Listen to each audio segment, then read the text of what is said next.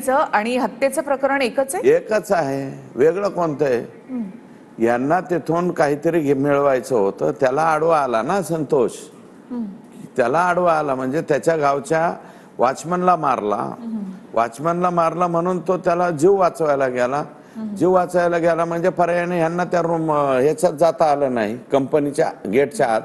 कंपनीच्या गेटच्या आत जाता आलं नाही म्हणजे खंडणी वसुलीसाठीच पाठवले होते ना, लवकर या, पैसे द्या, याच्यासाठीच पाठवलेले हे पिलावळ आहे. मग हे पिलावळ आणि त्याचा आका हे एकच आहेत. आकाच्या आदेशाशिवाय थोडे झाले. म्हणजे 302 मध्ये आता वाल्मिक अण्णा कराड हे आरोपी व्हायलाच पाहिजे ऑटोमॅटिक. मी म्हणतो म्हणून नाही, यांनीच फोन केला, हॅलो मारा रे, छोडा रे, फोडा रे, असली भाषा आहे त्यांची. तुम्ही म्हणता की आकाचा आका या हे खंडणीच्या बैठकीमध्ये होते, बरोबर? तुम्ही म्हणताय होते. मग खंडणी आणि हत्या हे एकच प्रकरण आहे?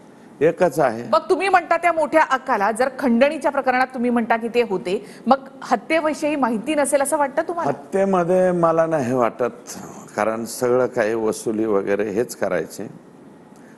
ते माझं मत असं आहे की आता एवढ्या लवकर जबाबदारी, मी पहिल्यांदा सुरुवातीला आकाचं नाव घेत होतो का 302 मध्ये?